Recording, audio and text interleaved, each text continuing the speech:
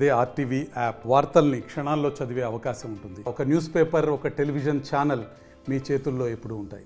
కూటమి ప్రభుత్వం ఏదైతుందో ప్రతిష్టాత్మకంగా తీసుకొని అనంతపురంలో భారీ బహిరంగ సభ సూపర్ హిట్ సూపర్ సక్సెస్ పేరుతో భారీ ఎత్తున నిర్వహించబోతున్నటువంటి నేపథ్యంలో ఇక్కడ ఏర్పాట్లను పర్యవేక్షిస్తున్నటువంటి ఎమ్మెల్సీ మనతో ఉన్నారు. ఏం చెప్తారు ఆయన మాట్లాడినప్పుడు? సార్, ఏంటి మీ కార్యక్రమం యొక్క ప్రధాన ఉద్దేశం? 2024లో జరిగిన సార్వత్రిక ఎన్నికల సందర్భంగా ఎన్డీఏ కూటమి పార్టీల అందరం కలిసి మేనిఫెస్టోని రిలీజ్ చేయడం జరిగింది. సూపర్ 6 అని చెప్పి 6 పథకాలను ప్రకటించేసి మేము అధికారంలోకి వచ్చిన వెంటనే 6 పథకాలను అమలు చేస్తామని చెప్పి చెప్పడం జరిగింది. ఆ మేరకు మేము అధికారంలోకి వచ్చినప్పటికీ ఇప్పటికల్లా దాదాపు ఏమైతే హామీ ఇచ్చామో వాటన్నింటిని కూడా పూర్తి చేయడం జరిగింది.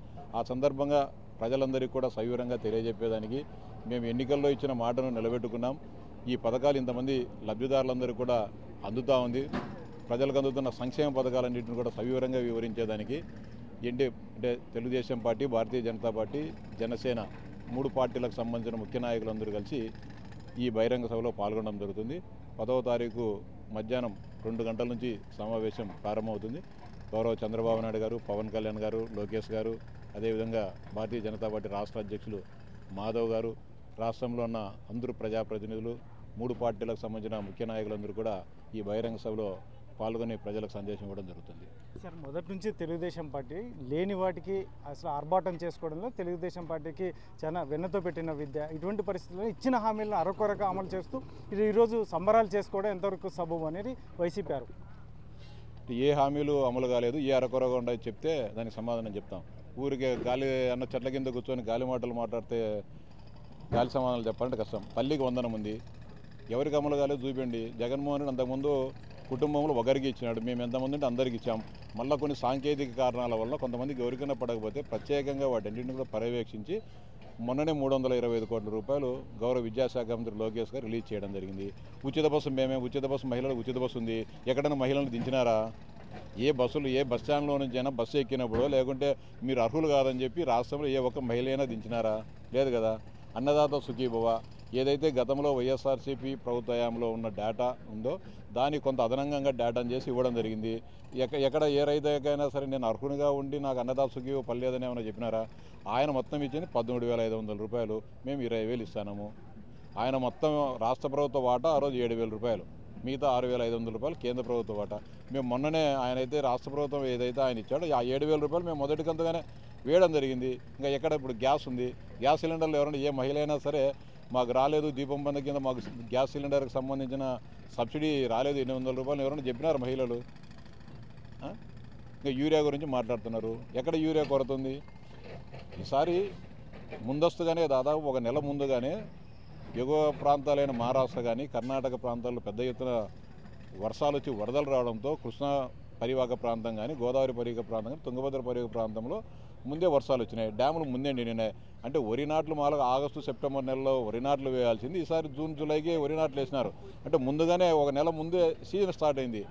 ఎరువులంగల్లో కానీ వ్యాపారస్తులు ఏం చేస్తారు, సీజన్ అంటే సాంప్రదాయబద్ధంగా మనకు ఆగస్టు సెప్టెంబర్ నెల కల్లా సీజన్ స్టార్ట్ అవుతుంది కాబట్టి వరికి ఆ టయానికి తెచ్చుకోవాలని చెప్పి రెడీ ఉంటారు. ముందే వచ్చినందువలన వాళ్ళు కొంత డబ్బులు కానీ ఇంకోటి కానీ రెడీ చేసుకున్నారు. కొంత సమయం బట్టి వారు 4-5 రోజులు లేటుగా వచ్చింది తప్ప వచ్చిన సమస్య ఏం లేదు. యూరియా అనేది ఏదైతే వరి పంట కాలం ఉంటుందో విడుదలగా వేసుకుంటాం. మొదటి రోజే వేయము, లేకుంటే లాస్ట్ వేయము. 2 మాటలుగానో 3 మాటలుగానో మనం వరి పంట సంబంధించి యూరియా వాడడం జరుగుతుంది. దానికి ఇంత గగ్గోలు పెట్టాల్సిన పనిలే. రైతు సేవా కేంద్రాలకు కానీ బ్రహ్మాండం ఉంది, DCMSల ద్వారా ఇస్తున్నాము. అన్ని ఎరువులంగల్లో ఉంది. 265 రూపాయల 50 పైసల కంటే ఎక్కడైనా అదనంగా అమ్ముదాను చూపించమని చెప్పి సవాల్ చేస్తున్నాం. అది మాట్లాడకుండా యూరియా లేదంటే ఎట్లా? సార్, ముఖ్యంగా ఇప్పుడు 3 పార్టీలకు సంబంధించిన ప్రజాప్రతినిధులు, ఎమ్మెల్యేలు, ఎమ్మెల్సీలు, ఎంపీలు అందరినీ కూడా ఈ వేదిక మీదకి తీసుకొస్తున్నటువంటి నేపథ్యంలో ప్రతిపక్ష పార్టీలకు ఇండికేట్ చేయబోతున్నారు, ప్రజలకు ఇండికేట్ చేయబోతున్నారు. మేము ప్రజలకు జవాబుదారీ. ప్రజలు మేమిచ్చిన హామీలను నమ్మి మా పరిపాలన బాగుంటుందని చెప్పి నమ్మి ఎన్డీఏ కూటమి అధికారంలో తీసుకొని రావడం జరిగింది. ప్రతిపక్షానికి దానికి కాదు, మేము జవాబుదారీ, ప్రజలకు జవాబుదారీ. మేము ఇంతవరకు మేము ఏం చెప్పామో, ఏం చేసామో, ఏం చేయబోతున్నాం అనేది బహిరంగ సభ ద్వారా రాష్ట్ర ప్రజానికి తెలియడం జరుగుతుంది. సార్, ఫైనల్గా వైసీపీ నాయకులు అయితే మాత్రం 9వ తేదీన రైతు పోరుకు సిద్ధమవుతున్నటువంటి నేపథ్యం, దీన్ని ఎలా చూస్తారు? రాజకీయ పార్టీగా వాళ్ళకు సంబంధించిన కార్యక్రమాలు వాళ్ళు చేసుకోవచ్చు. మేము వద్దని చెప్పలేదు, గతంలో కూడా చేసినారు. యూరియా అని చెప్పి యూరియా దొరకడం లేదని చేస్తున్నారు. యూరియా దొరుకుతుందని మేము చెప్తున్నాము. మిగతా అనేక రకాలైన సమస్యలన్నింటిని కూడా పరిష్కరించడం జరుగుతుంది. ఉల్లికి సంబంధించిన సమస్య కానీ, యూరియా సమస్య కానీ, అన్ని సమస్యలను కూడా ముఖ్యమంత్రి గారు స్వయంగా పర్యవేక్షిస్తూ అన్నీ కూడా పరిష్కరించడం జరుగుతుంది. వాళ్ళ పార్టీ విధానం వాళ్ళకి కావాల్సిన ఆలోచనల ప్రకారం వాళ్ళు పోసం, మేము దాని ఏమీ లేదు. ప్రజలకు అందరూ కూడా గమనించమని చెప్పి విజ్ఞప్తి చేస్తున్నాం. వాళ్ళ ట్రాప్లో పడవద్దు, ఎక్కడ కూడా రైతులకు ఇబ్బంది కలగడం లేదు. దయచేసి ఎక్కడైనా నిజంగా సమస్య ఉంటే ప్రభుత్వం దృష్టికి తీసుకుని అంటే యూరియా సమస్యను పరిష్కరించడం జరుగుతుంది. చాలా బ్రహ్మాండంగా జరుగుతుంది. ముఖ్యంగా రాయలసీమలోనే 2 సభలు, అంటే మే 29వ తారీఖున మహానాడు ముగింపు సందర్భంగా భారీ బహిరంగ సభ జరిగింది. దాదాపు 5-6 లక్షల మంది ఆ రోజు ప్రజలు పాల్గొనడం జరిగింది.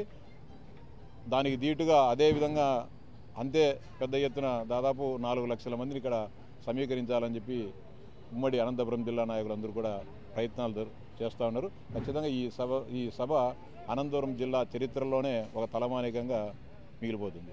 సార్, మీరు కడప జిల్లా నాయకులందరూ కలిసి పులివెందులలో కావచ్చు ఒక పెద్ద ఎత్తున విజయం సాధించినటువంటి నేపథ్యం, మళ్ళీ రాబోయే ఎన్నికల్లో కూడా ఆ రకమైన ఫలితాలే ఉంటాయని చెప్పేసి చెప్పే అవకాశం ఉందా? ఇప్పుడు 2023లో శాసనమండలి ఎన్నికలు జరిగినాయి. ఆ ఎన్నికల్లో మేము 3 ఎమ్మెల్సీలు గెలిచినాం. తర్వాత 2024లో సార్వత్రిక ఎన్నికలు జరిగినాయి, గెలిచినాం. మళ్ళీ మొన్న 2 జెడ్పీటీసీ బై ఎలక్షన్ జరిగినాయి, గెలిచినాం. ఇదే పరంపర జరగబో అన్ని ఎన్నికల్లో కూడా 2029 వరకు ఈ ప్రపంచం ముందుకు పోతూనే ఉంటుంది. ఇది ఎమ్మెల్సీ రాంగోపాల్ రెడ్డి గారు చెప్తున్నటువంటి విషయం. మొత్తం మీద అయితే మాత్రం ఏదైతే ఉందో వైసీపీ నాయకులు, ఎందుకంటే గతంలో ఏమీ చేయలేనటువంటి ఈరోజు ఈ కూటమి ప్రభుత్వంపై ఏదేదో మాట్లాడుతున్నారు. అయితే ఎవరికి మేము ఇండికేట్ చేయాల్సిన అవసరం లేదు. ముఖ్యంగా మేము ప్రజలకు ఏదైతే ఉందో బద్దులు మేము అంటే వాళ్ళకి సరైన పాలన అందిస్తామని చెప్పి వారికి మాట ఇచ్చి వచ్చాక ముఖ్యంగా ఇచ్చిన హామీలు నెరవేరుస్తున్నటువంటి నేపథ్యంలోనే ఖచ్చితంగా ఈరోజు అనంతపురంలో భారీ బహిరంగ సభను నిర్వహించబోతున్నాం కాబట్టి సక్సెస్ అవుతుంది. ముఖ్యంగా ఏదవుతుందో ఏదైతే కడప జిల్లాలో వచ్చినటువంటి రిజల్ట్ రాబోయే కాలంలో కూడా పునరావృతం అవుతాయి అని చెప్పేసి ఆయన ధీమా వ్యక్తం చేస్తున్నటువంటి నేపథ్యం. కెమెరా పర్సన్ సుధాకర్తో చెల్లాకనాయుడు, RTV అనంతపురం. మరిన్ని వీడియోస్ కోసం ఛానల్ ని సబ్స్క్రైబ్ చేయండి. లేటెస్ట్ అప్డేట్స్ కోసం వాట్సాప్ ఛానల్ ని ఫాలో అవ్వండి. ఆ లింక్ డిస్క్రిప్షన్ లో ఉంది.